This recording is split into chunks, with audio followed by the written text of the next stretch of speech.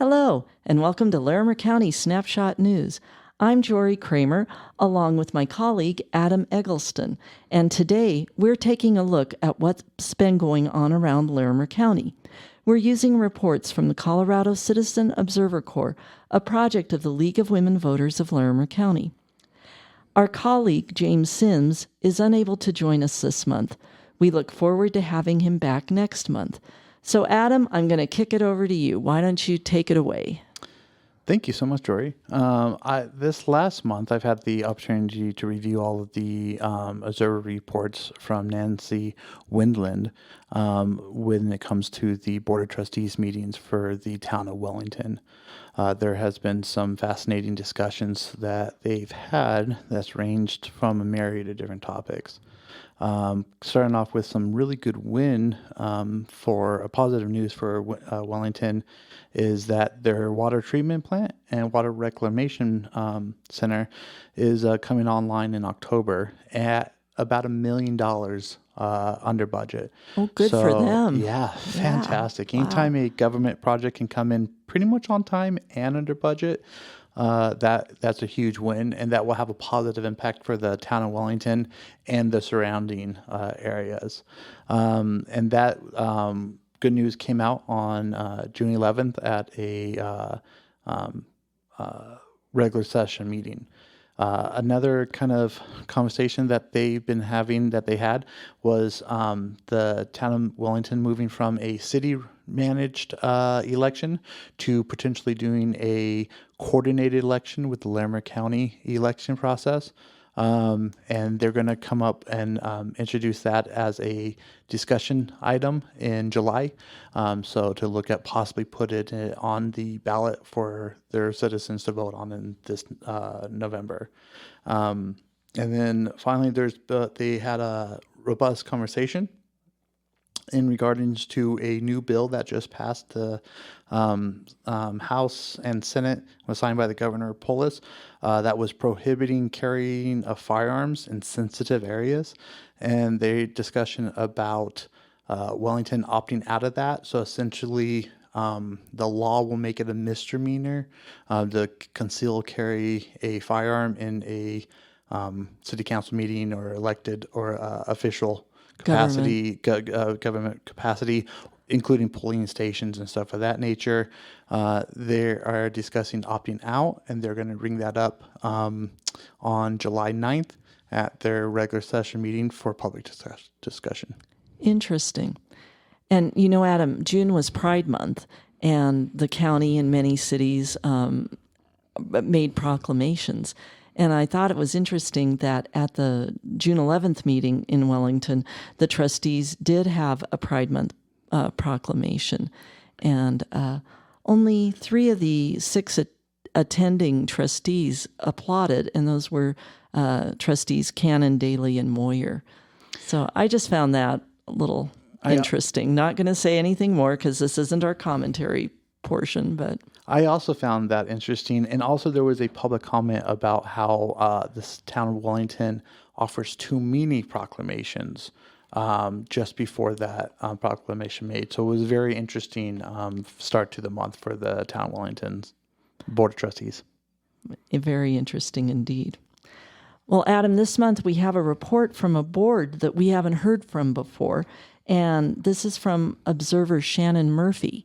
She took notes on the Larimer County Interagency Oversight Group, which truthfully I had never even heard of before, but it sounds like they do good work. And the Interagency Oversight Group met on June 13th. This group, according to the website, maintains and restores community health, safety, and well-being by partnering with families and communities to provide a better, more efficient continuum of local services for families with children in Larimer County. So at their meeting on June 13th, Kayla Hendrickson of the Family Assessment and Planning Team noted there will be some changes coming to that team. She mentioned that the team will be decreasing their capacity from 60 cases to 35 cases per month.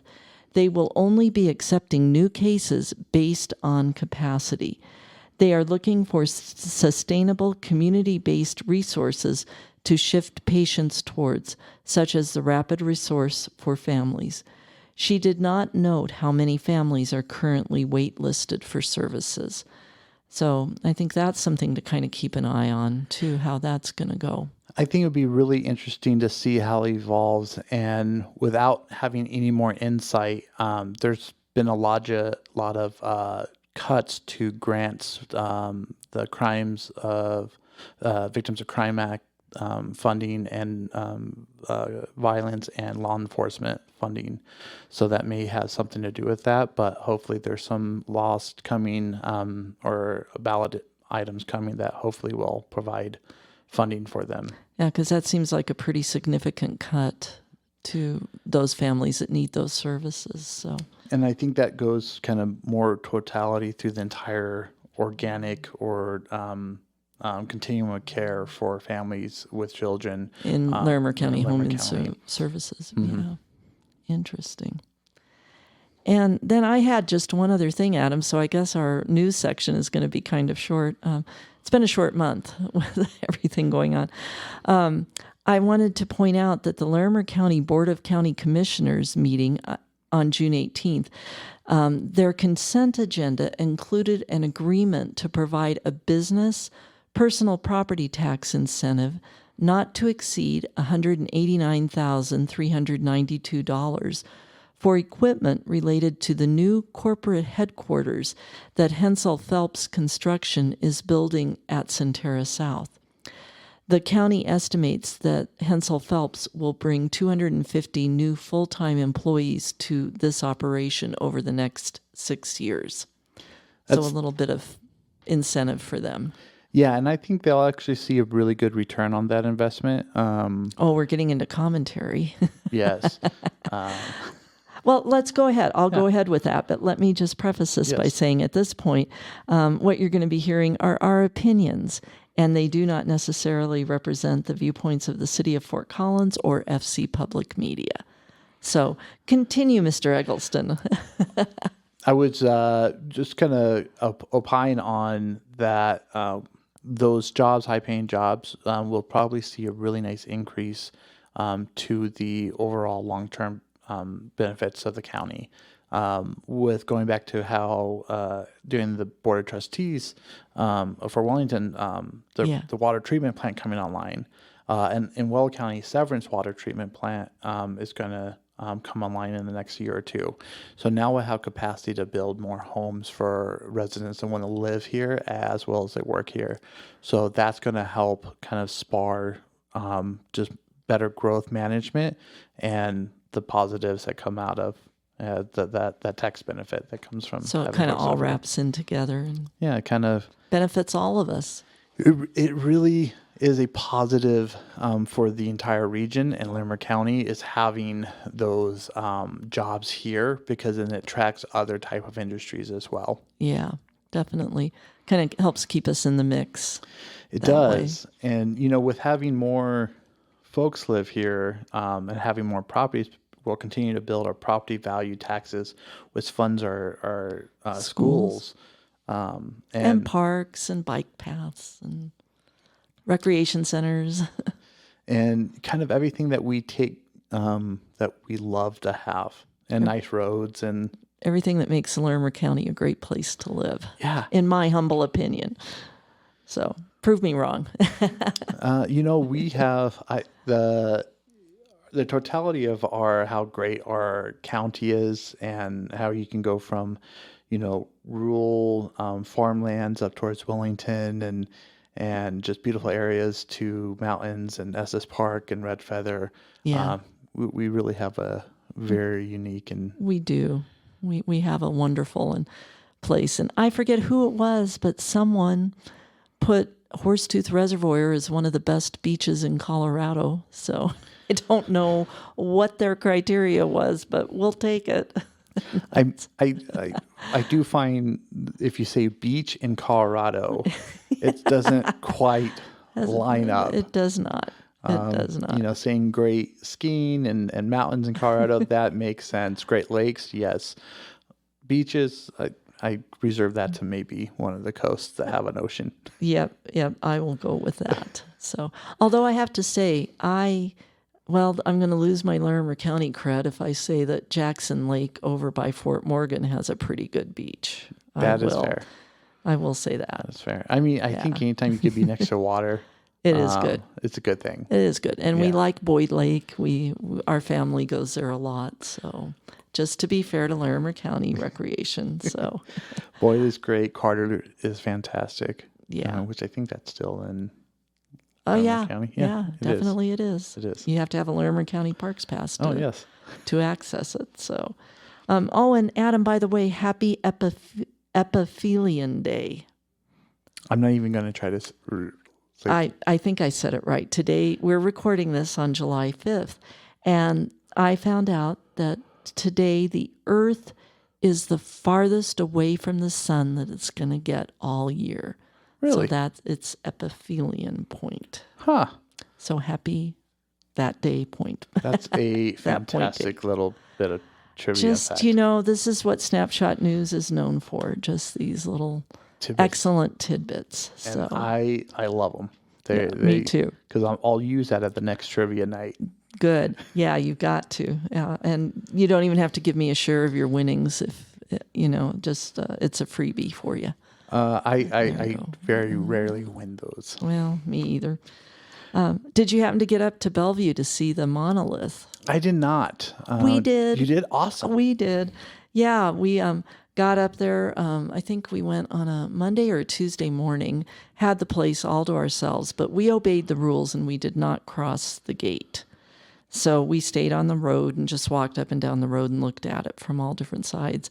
And when we got back, Channel 7 News was there and they interviewed us. And I haven't seen the interview yet. I hear I get like one sentence. So, That's still very cool. Get your 10 minutes of fame. My 10 friend, seconds, I think. my friend paid $20 to walk up to it. They were charging? They were charging. Well, they came along as we were about to leave, and they let the Channel 7 News people in, but they closed the gate on us and wouldn't let us in. We didn't ask either, but because we were pretty much done. I think it's genius marketing. Either really creative marketing or strategic partnership with aliens. I'll take, either of those options. Either of those options. Well, it's gone now, so we don't have the opportunity. They took it down. They took it down. I wouldn't be surprised if someone else or something else puts a monolith somewhere, and then we'll have another couple more days of fun-filled Larimer County news. Well, we have a green belt. It's really a drainage ditch in back of us, but it's laughingly called a green belt. And they could put it there. I mean, that would be, and then I could charge people $10. That would be great. Head. Yeah.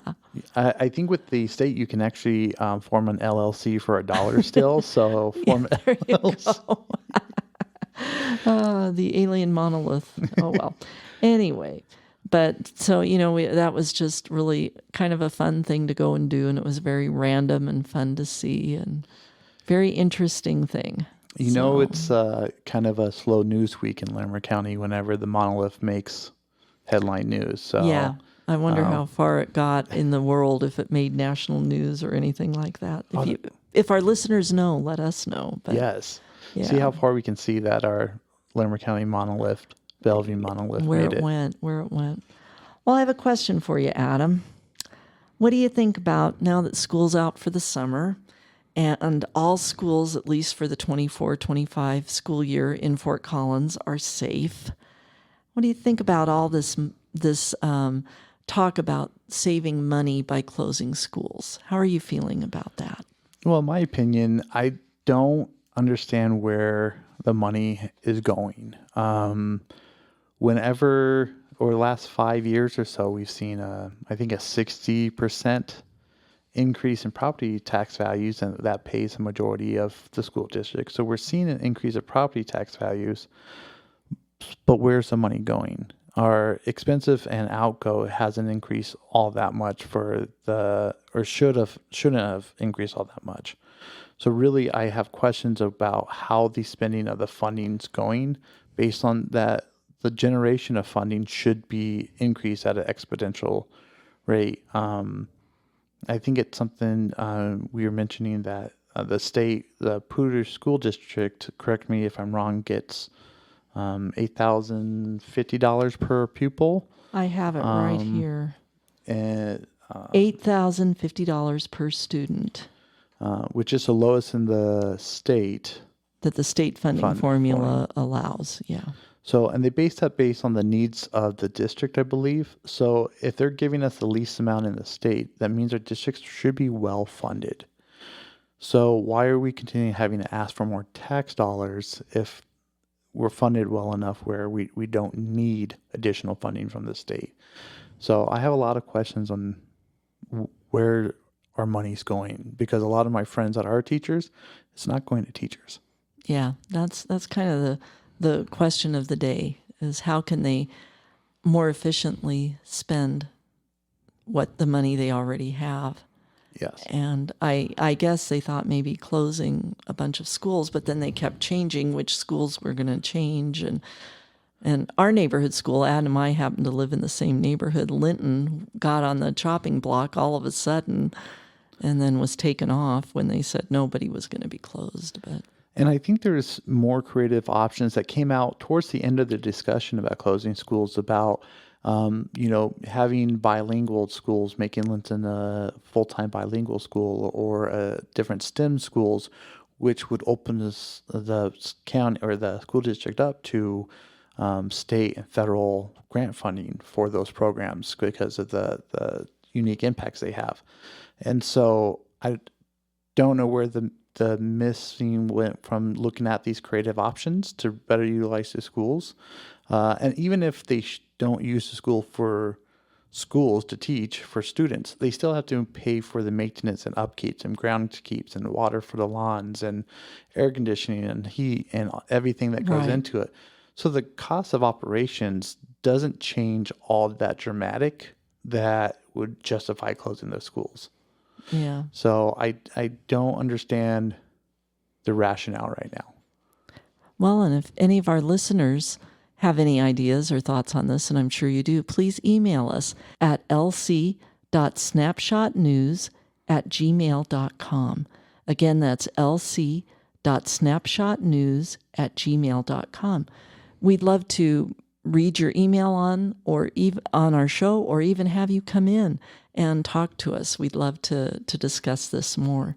So yeah, I am by no means an expert or knowledgeable, but I just have... We're people who have questions. And we're inquisitive, and we like to have conversations. Yeah, and we're not satisfied with how... I don't think anybody is satisfied with how PSD left this. And Adam is a product of the PSD school system, as are my two grown children. So we have a vested interest in this. And vested interest, and good school districts make good communities. So I just want to make sure that we keep going with school district. I don't believe I'm a great representative of the school district. There's millions of other kids that are significantly. Well, we'll keep you. Thanks. Well, and that brings us to the close of our news and opinion segment. And we thank the Colorado Citizen Observer Corps for keeping track of the comings and goings and the spending of our local governments. The observers make their reports available to all free of charge on Substack at coloradocitizenobservers.substack.com. And maybe you're interested in training to become an observer. Visit their website for all the details on that. And their website is citizensobserversco.co.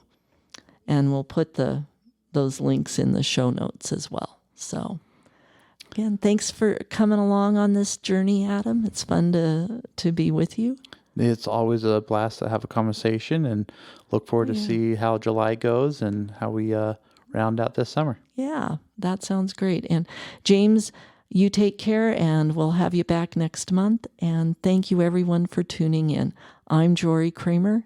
I'm Adam Eggleston. And we'll see you next time. Bye for now. See ya.